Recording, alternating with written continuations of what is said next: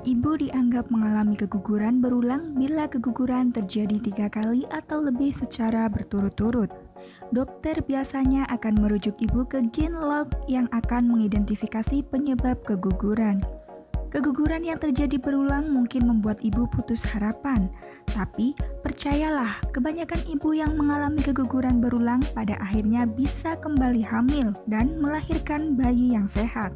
Ini terutama bila hasil tes menunjukkan bahwa tidak ada penyebab pasti keguguran. Sebanyak 6 dari 10 wanita yang mengalami 3 kali keguguran berulang bisa memiliki bayi di kehamilan berikutnya.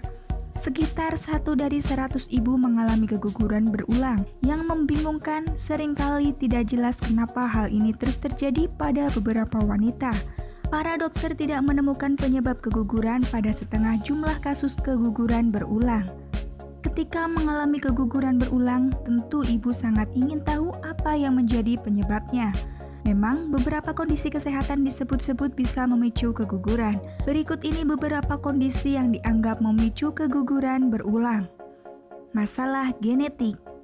Anda atau pasangan mungkin mengalami masalah pada kromosom. Keguguran berulang berhubungan dengan kromosom abnormal yang sering terjadi pada 2 hingga 5% pasangan. Antiphospholipid syndrome atau APS yang dikenal juga sebagai sindrom darah lengket atau sindrom Hughes. APS merupakan gangguan sistem kekebalan yang menyebabkan peningkatan resiko pembekuan darah. Ini berarti orang dengan APS berisiko tinggi mengalami pembekuan darah pada kaki. Pembekuan darah di arteri yang bisa menyebabkan stroke atau serangan jantung, pembekuan darah di jantung yang menyebabkan masalah penglihatan, keseimbangan, bicara, dan memori. Ibu hamil yang mengidap APS berisiko mengalami keguguran. APS ditemukan menjadi penyebab pada 15 hingga 20% kasus keguguran berulang. Gangguan pembekuan darah turunan yang juga disebut trombofilia. Trombofilia berarti kondisi darah seseorang lebih mudah membeku dan menggumpal.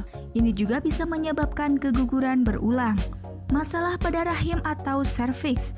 Keguguran berulang bisa terjadi saat ibu memiliki rahim yang bentuknya abnormal atau serviks yang lemah. Masalah pada hormon. Beberapa kondisi seperti polycystic ovaries juga sering dikaitkan dengan keguguran berulang. Tapi belum ada penelitian pasti kenapa polycystic ovaries menyebabkan keguguran dan seberapa bagus pengobatan yang harus dijalankan untuk bisa mengatasinya. Bakteri vagina atau infeksi vagina yang bisa meningkatkan resiko keguguran dan kelahiran prematur. Para ahli masih menyelidiki tentang bagaimana dan kenapa infeksi ini bisa menyebabkan keguguran berulang. Usia juga berpengaruh loh. Semakin bertambah usia, Anda semakin mungkin mengalami keguguran. Usia ayah bayi juga meningkatkan resiko keguguran. Resiko keguguran di masa depan juga akan meningkat pada tiap keguguran yang sudah dialami ibu. Mulai dari usia 35 tahun, jumlah sel telur ibu dan kualitasnya mulai menurun lebih cepat. Kromosom abnormal di janin lebih mungkin terjadi dan ini meningkatkan kemungkinan keguguran. Selain semua masalah ini, seringkali penyebab keguguran tidak diketahui secara pasti.